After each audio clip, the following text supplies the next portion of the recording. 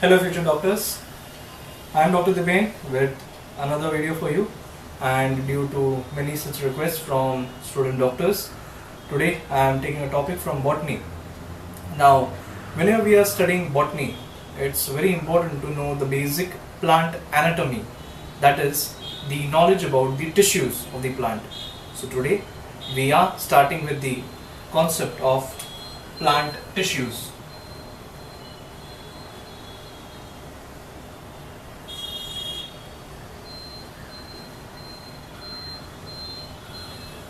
Now, plant tissues are mainly classified into two different forms. The one form of plant tissue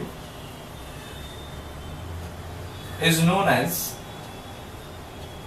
meristematic tissue. The basic property of this meristematic tissue is that the cells of meristematic tissue, they have the power of cell division.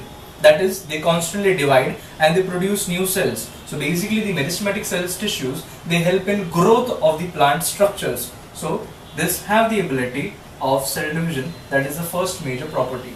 Secondly, the cells of the meristematic tissue are going to be immature cells. That is, they do not mature. Since they are constantly dividing, they do not get sufficient time for the maturation process to take place because their main role is growth. The other type of plant tissue that is present is known as the permanent tissue. So this permanent tissue is actually being produced from the meristematic tissue.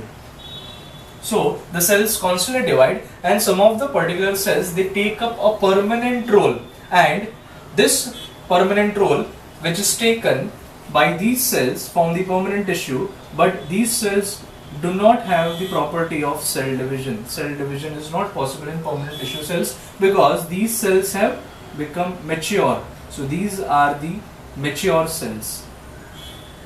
Now the process by which the meristematic tissue gets transformed into the permanent tissue, that process is known as differentiation. So it is this process of differentiation that produces permanent tissue. Now, to further classify, meristematic tissue has been classified based on their origin. So first method of classification of meristematic tissue is based on their origin and development. Now, based on origin and development, meristematic tissue has been classified into three different types. The first type of meristematic tissue is known as primordial meristem. This primordial meristem is also known as promeristem, or it is also known as meristem. That is, they are undifferentiated immature cells. This primordial or primary meristem, primordial or promeristem, is basically present during the early stages of the plant, which is known as the embryonic stages. So in the embryonic stages of plant development, these are originating. When we consider embryo of plant, we know that there are three structures. There is radicle, there is plumule, and there is cotyledon. So these are the embryonic stages where primordial or promeristem is present.